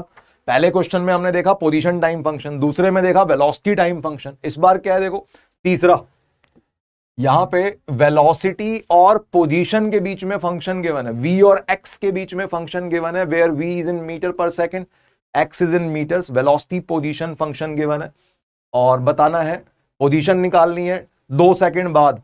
मतलब गिवन क्या है वो सोचो और निकालना क्या है वो सोचो। v और x के बीच में गिवन है और हमें निकालना क्या है, पोजीशन माने x और टाइम के बीच में फंक्शन चाहिए मुझे, ताकि उस फंक्शन में टाइम को 2 पुट कर दें और x निकल के आ जाए। और सिमिलरली सेकंड पार्ट में वेलोसिटी और टाइम के बीच में रिलेशन चाहिए, ताकि टाइम को 2 पुट कर दें, वेलोसिटी निकल के आ जाए। और चलो बाकी बाद में करते हैं। तो सबसे पहले इस चीज का एनालिसिस करते हैं, first and second. v is equal to 4 minus X है, फिर से वही पोजीशन टाइम में फंक्शन निकालना है, तो v को लिखेंगे dx बाई dt।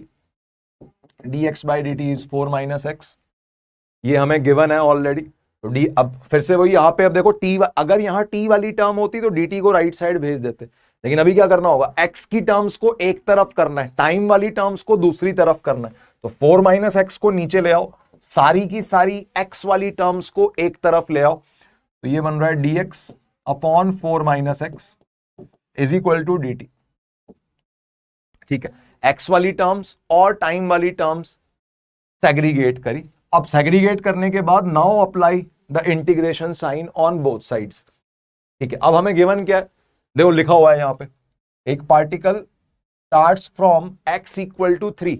इसका मतलब क्या हुआ, जब टाइम की वैल्यू 0 थी तो पार्टिकल की पोजीशन 3 थी, जब t की लोअर लिमिट 0 थी तो x की लोअर लिमिट 3 थी। ये बात क्वेश्चन में मेंशन्ड है।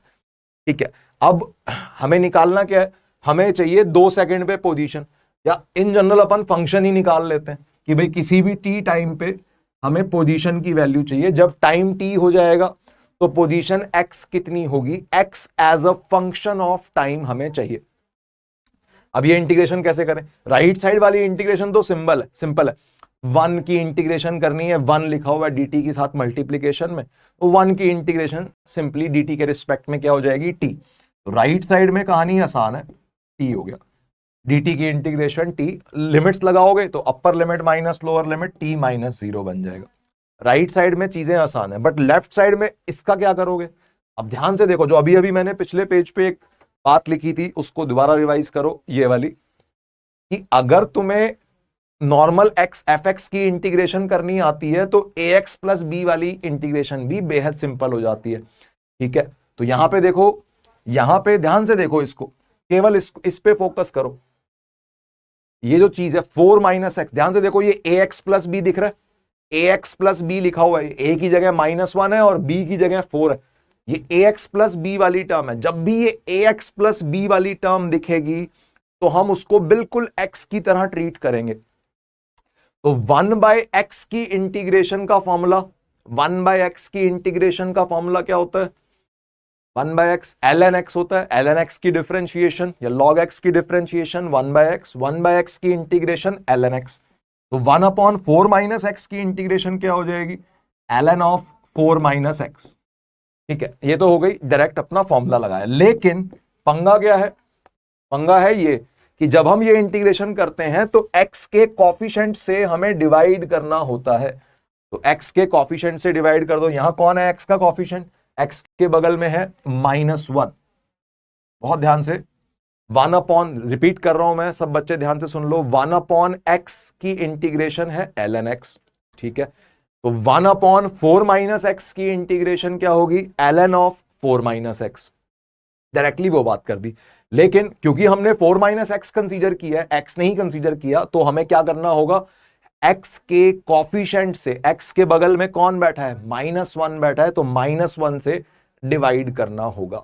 That is an alternate shortcut for substitution method, जो मैथ्स में डिटेल में पढ़ाया जाता है। फिजिक्स में जो जरूरत पड़ती है हमें, उसके एक शॉर्टकट बना के ये चीज हमने अभी अभी इस स्लाइड में लिखी थी। ठीक है, तो ये एक इंपॉर्टेंट चीज है यहां जो मैंने लिखी है।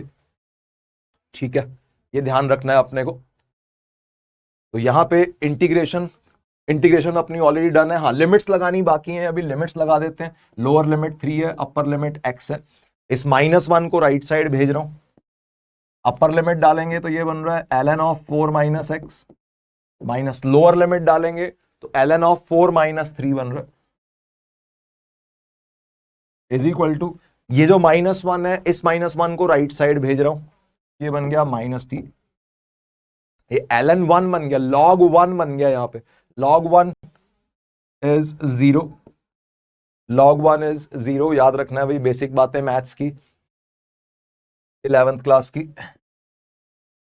ये क्या बन रहा है, ln of 4 minus x is equal to -t।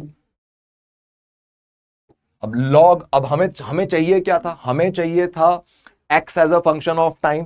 तो इस log फॉर्मेट को हमें एक्सपोनेंशियल फॉर्मेट में कन्वर्ट करना पड़ेगा।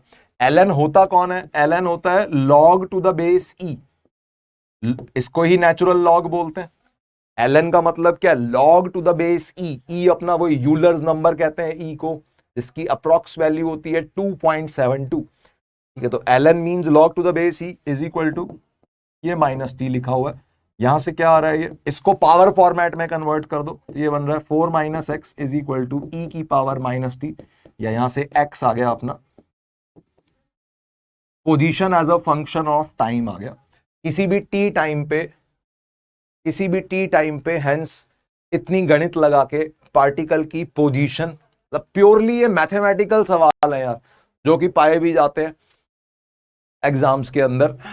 किस तरह से हमें डिफरेंशिएशन इंटीग्रेशन का यूज करना है, फॉर्मूले बहुत बेसिक वाले हैं डिफरेंशिएशन इंटीग्रेशन के, बट उसका यूज किस तरह से हो रहा है वो समझने वाली चीजें हैं। ठीक है, हाँ डीपीपी में दे दूंगा यार, अभी बनी नहीं है डीपीपी, कल तक तुम्हें पहुंच जाएंगी तुम्हारे पास वेबसाइट पे। पोजीशन टाइम में फंक्शन आ गया हंस। अब सारे क्वेश्चंस के आंसर अब फटाफट आ जाएंगे। देखो पहले क्वेश्चन में क्या पूछा था, particle t equal to 2 second पे पार्टिकल की पोजीशन बताओ, तो ये आ गया। यहां पे t को 2 पुट कर दो। फर्स्ट क्वेश्चन का आंसर लिख रहा हूं, answer number 1, at t is equal to 2 second पे पार्टिकल की पोजीशन क्या हो जाएगी। सिंपली इस फंक्शन में t को 2 डाल रहे हैं, ये बन रहा है 4 माइनस e की पावर -2 या 4 minus 1 upon e square. This is the answer for question number 1। Second में वेलोसिटी ऑफ पार्टिकल पूछा है, 2 सेकंड पे कितनी होगी। अगर 2 मीटर पे पूछते, x इक्वल टू 2 पे पूछते, तो यहीं से आंसर आ जाता। x को 2 डाल देते, 4 माइनस 2 आंसर हो जाता। लेकिन टाइम की टर्म्स में पूछा है, t इज इक्वल टू 2 पे पूछा है, तो क्या बोलेंगे भाई, at t is equal to 2। चलो टाइम की वैल्यू तो बाद में पुट करेंगे, पहले तो वेलोसिटी का फंक्शन निकालें कि भाई वेलोसिटी है क्या। वेलोसिटी है dx बाई dt। x और t में रिलेशन आ चुका है, इसकी डिफरेंशिएशन मार दो। 4 की डिफरेंशिएशन 0, लिख देता हूं पूरा, d by dt of x है 4 माइनस e की पावर -t, तो 4 की डिफरेंशिएशन 0 माइनस e की पावर -t की डिफरेंशिएशन। अब e की पावर x की डिफरेंशिएशन इज e की पावर x, स्टैंडर्ड फॉर्मूला। तो e की पावर -t की डिफरेंशिएशन e की पावर -t। लेकिन इसमें फिर वही, जैसे इंटीग्रेशन में हम डिवाइड बाय कॉफिशिएंट करते हैं, डिफरेंशिएशन में हम t के कॉफिशिएंट से मल्टीप्लाई कर देते हैं, तो e की पावर -t इंटू -1। ठीक है, बेसिक डिफरेंशिएशन। ठीक है, आंसर कितना बन रहा है, ये वेलोसिटी का हेंस फंक्शन आ गया e की पावर -t। तो अब hence at t is equal to 2 हमसे वेलोसिटी पूछी थी, वेलोसिटी हो जाएगी e की power -2। This is our answer number 2। e 1 upon e square बोल सकते हो, बिल्कुल बिल्कुल ठीक है। और थर्ड में मैक्सिमम पोजीशन पूछी गई है कि भाई पार्टिकल कहां तक जाएगा, कैसे जाएगा। Maximum position coordinate up to which particle can reach. तो देखो पोजीशन और टाइम में रिलेशन आ चुका है। अब ये जो e की पावर समथिंग लिखा हुआ है, चाहे टाइम कुछ मर्जी हो, टाइम जब 0 है तो ये क्वांटिटी 1 के बराबर है, e रेज्ड पावर 0 1 है। ठीक है, पूरा एनालिसिस कर लेते हैं। देखो थर्ड पार्ट में पोजीशन और टाइम में ये फंक्शन है। इस फंक्शन में अगर मैं देखूं तो at t is equal to 0 particle x equal to 3 पे बैठा है। उसको आराम से t को 0 डालोगे तो e की पावर 0 इज 1, 4 माइनस 1 इज 3। ठीक है, और जैसे जैसे टाइम बढ़ेगा, मान लो इन्फिनिटी टाइम हो गया, टाइम अगर इनफाइनाइट हो गया, टाइम बढ़ता जा रहा है, टाइम जैसे जैसे बढ़ेगा तो e की पावर -t घटेगा, माइनस साइन है क्योंकि पावर में, ये वैल्यू घटेगी। फिर एक और माइनस साइन है, एक और माइनस साइन है, तो ये पूरा एक्सप्रेशन बढ़ेगा। तो कहां पहुंचेगा, e की पावर माइनस इंफिनिटी क्या हो जाएगा, x 4 माइनस e की पावर माइनस इंफिनिटी। जब टाइम बढ़ते बढ़ते बहुत लंबा टाइम बीत जाएगा तो ये वैल्यू e की पावर माइनस इंफिनिटी आ रही है। यहां पे e की पावर माइनस इंफिनिटी क्या होता है, दिस थिंग इज 0। e की पावर माइनस इंफिनिटी यार, e की power minus infinity what is that, that means 1 upon e की पावर इंफिनिटी। पावर नेगेटिव का मतलब डिनोमिनेटर में चला गया, तो 1 अपॉन e की पावर इंफिनिटी बोलो या 1 अपॉन इंफिनिटी बोलो, दैट मींस 0। डिनोमिनेटर जब इनफाइनाइट हो जाता है फ्रैक्शन 0 बन जाती है, तो ये टर्म 0 बन गई। मतलब इतने लंबे टाइम में, इनफाइनाइट टाइम में, थ्योरेटिकली पार्टिकल सिर्फ x इक्वल टू 3 से उठ के x इक्वल टू 4 पे ही पहुंचा है बस, और कहीं नहीं गया। इनिशियली वो x इक्वल टू 3 पे था, फाइनली x इक्वल टू 4 पे पहुंच गया। और यही हमसे पूछा है maximum position coordinate up to which particle can reach. तो आंसर हो जाएगा थर्ड क्वेश्चन का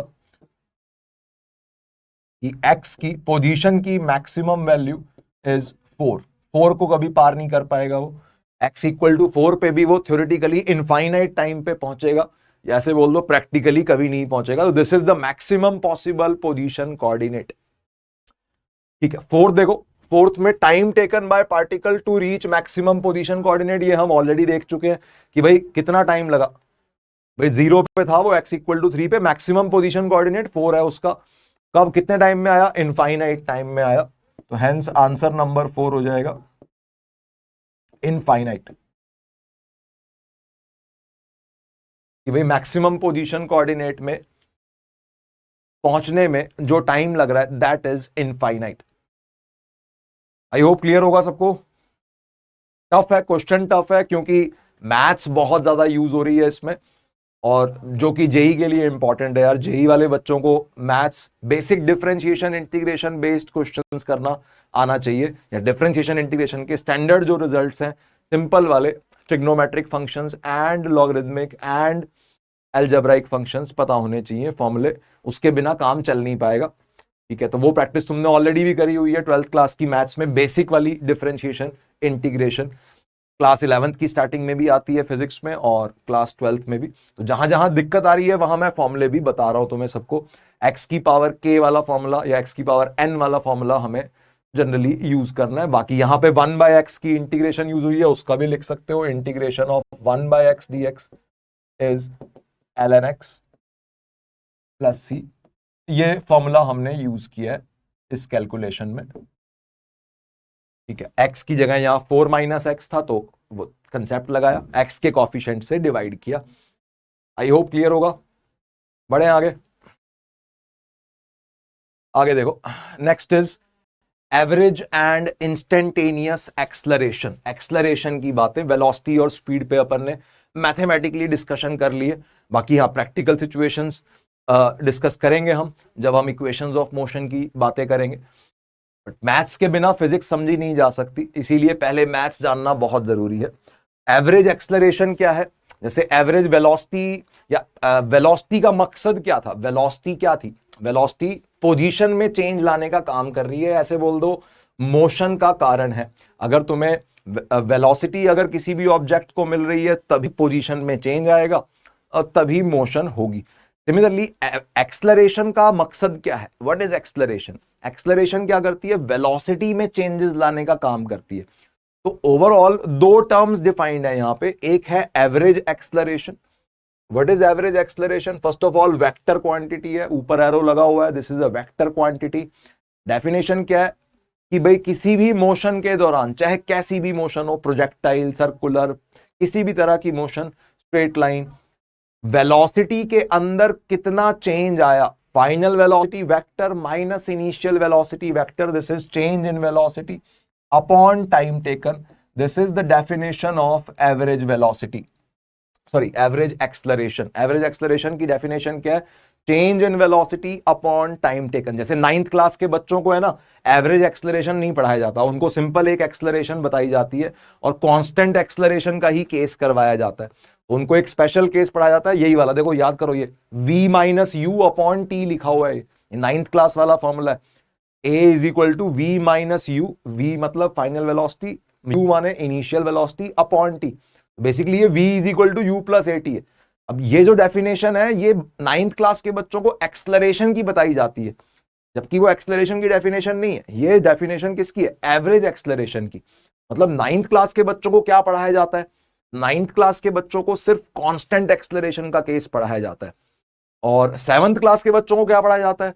सिर्फ और सिर्फ कांस्टेंट स्पीड का केस पढ़ाते हैं, जिसमें वो बच्चों वाला फॉर्मूला बता देते हैं, उसको distance is equal to speed into time. तो अब 11th क्लास के सिलेबस में हम क्या पढ़ रहे हैं कि भाई चाहे कुछ भी हो, चाहे स्पीड कांस्टेंट हो चाहे ना हो, चाहे एक्सलरेशन कांस्टेंट हो चाहे ना हो, चाहे कुछ भी हो जाए, हम इन जनरल डेफिनेशंस पढ़ रहे हैं यहाँ पे। एवरेज एक्सलरेशन की डेफिनेशन है फाइनल वेलोसिटी वेक्टर। ये वेक्टर सब्ट्रैक्शन का खेल हम वेक्टर पढ़ने के बाद करेंगे, अभी टेंशन मत लो, अभी हम जस्ट लिख रहे हैं, अभी हम स्ट्रेट लाइन मोशन में इसको डील करेंगे कि final velocity minus initial velocity upon time taken, that is change in velocity upon time taken, that is average acceleration.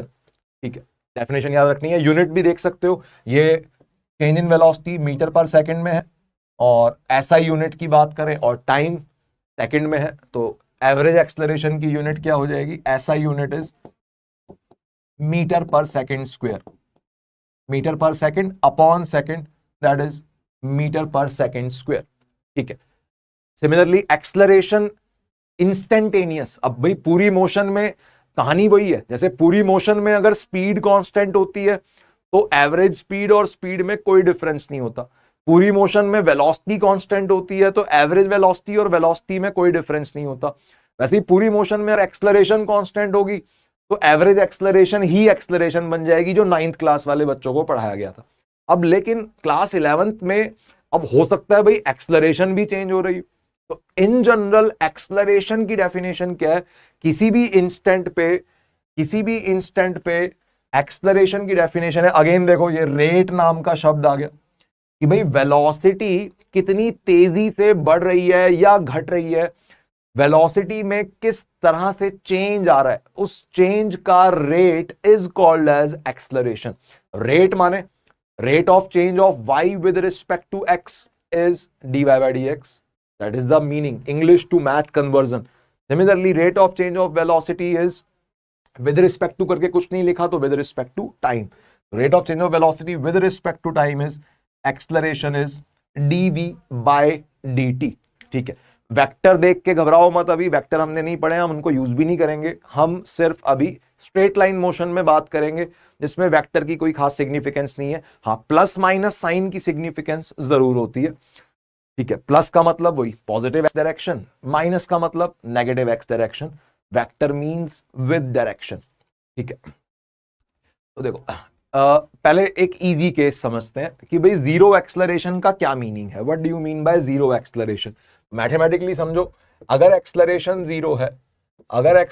Zero है, इसका मतलब हुआ by definition dv by dt zero हो जाएगा, rate of change of velocity zero हो जाएगा, या ऐसे बोल दो कि भाई वेलोसिटी में कोई चेंज ही नहीं होगा। अगर एक्सलरेशन ही जीरो है मतलब rate of change of velocity zero है, मतलब वेलोसिटी वेक्टर कांस्टेंट है। अब वेलोसिटी वेक्टर कांस्टेंट है, यहां पे वेक्टर कांस्टेंट का मतलब वेक्टर के अंदर दो चीजें छुपी होती हैं, एक डायरेक्शन और एक मैग्नीट्यूड। तो अगर वेलोसिटी वेक्टर कांस्टेंट है, इसका मतलब उसकी डायरेक्शन भी कांस्टेंट है एंड मैग्नीट्यूड भी कांस्टेंट है। डायरेक्शन कांस्टेंट का मतलब कि भाई एक ही डायरेक्शन में चलता रहेगा, एक ही डायरेक्शन में चलता रहेगा मतलब straight line motion. And magnitude of velocity constant होने का मतलब क्या हुआ? That is constant speed. अभी अभी पढ़ा हमने, वेलोसिटी के मैग्नीट्यूड को क्या बोलते हैं भाई? स्पीड बोलते हैं। वेलोसिटी का मैग्नीट्यूड अगर कांस्टेंट है, दैट मींस कांस्टेंट स्पीड है। तो इस फंडे में अपन क्या सीख रहे हैं? इस कंसेप्ट से हमने क्या सीखा? बेसिकली अगर किसी कर्व्ड पाथ पे कोई पार्टिकल कांस्टेंट स्पीड से चल रहा है, मान लो कोई पार्टिकल सर्कल में घूम रहा है गोल गोल, कांस्टेंट स्पीड है, तो उसकी जीरो एक्सलरेशन नहीं हो सकती। किसी भी कर्व्ड पाथ में जीरो एक्सलरेशन नहीं हो सकती। क्यों नहीं हो सकती? क्योंकि कर्व्ड पाथ में डायरेक्शन हमेशा चेंज होती रहती है वेलोसिटी की। देखो दोबारा से देख लो एक बार आराम से। हमने डिफरेंशिएशन में क्या देखा? देखो डिफरेंशिएशन, कांस्टेंट चीजों की डिफरेंशिएशन जीरो होती है। कांस्टेंट चीजों की डिफरेंशिएशन जीरो होती है। तो वेलोसिटी अगर कांस्टेंट नहीं है, मतलब या तो वेलोसिटी की डायरेक्शन चेंज हो रही होगी तो एक्सलरेशन की वजह से होगी। अगर वेलोसिटी का मैग्नीट्यूड चेंज हो रहा होगा तो वो भी एक्सलरेशन की वजह से होगा। एक्सलरेशन दो चीजों के लिए जिम्मेदार है, या तो वेलोसिटी की मैग्नीट्यूड को चेंज करने के लिए, जिसे स्पीड भी बोलते हैं, स्पीड अगर बदल रही होगी तो एक्सलरेशन की वजह से होगा ऐसा, और अगर वेलोसिटी की डायरेक्शन चेंज हो रही होगी तो वो भी एक्सलरेशन की वजह से ही होगा। तो एक्सलरेशन अगर जीरो है तो ना डायरेक्शन चेंज होगी, स्ट्रेट लाइन मोशन, एंड ना मैग्नीट्यूड चेंज होगा, मतलब कांस्टेंट स्पीड। इसका मतलब क्या है? नोट करने वाली बात यह है कि acceleration can never be zero, acceleration can never be zero in curved path. अगर कोई पार्टिकल या कोई ऑब्जेक्ट कर्व्ड पाथ पे चल रहा है, चाहे सर्कल पे चल रहा हो चाहे पैराबोले पे चल रहा हो, किसी भी कर्व्ड पाथ में एक्सलरेशन कभी जीरो नहीं हो सकती। ठीक है, एक्सलरेशन जीरो केवल straight line motion with constant speed में हो सकती है, जिसको हम यूनिफॉर्म मोशन भी कहते हैं।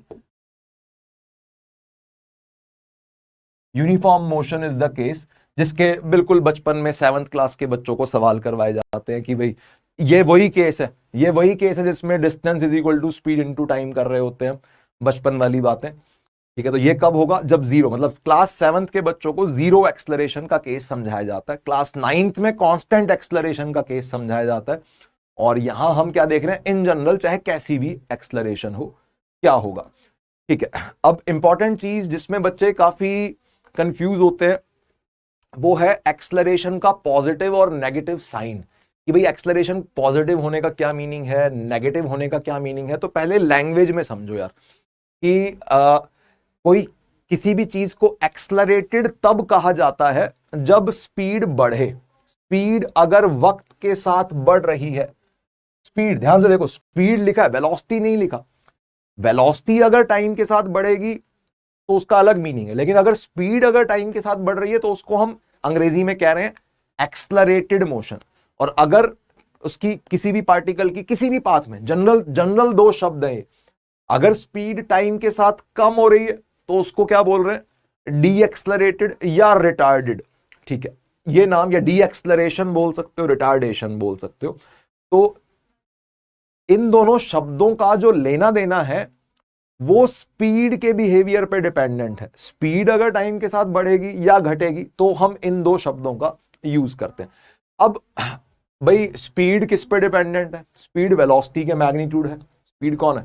Magnitude of velocity. और एक्सलरेशन भी वेलोसिटी के साथ लिंक्ड है। Acceleration is rate of change of velocity, not rate of change of speed. तो एक्सलरेशन का लेना देना भी वेलोसिटी के साथ है, स्पीड का लेना देना भी वेलोसिटी के साथ है। तो ये जो इंटरमीडिएट क्वांटिटी है वेलोसिटी, इसको हमें ध्यान से समझना होगा। देखो, acceleration is dv by dt, and दूसरा फॉर्मूला हमने क्या पढ़ा? स्पीड क्या है? स्पीड है मैग्नीट्यूड ऑफ वेलोसिटी। ठीक, magnitude of this velocity is called as speed, and acceleration क्या है? Rate of change of velocity. ठीक है, तो अब हमें देखना है एक्सलरेशन स्पीड के साथ कैसा लिंक रखता है। तो हम पहले इसको समझो। जैसे अभी अभी डिफरेंशिएशन की एप्लीकेशन की हमने बात की, अगर टाइम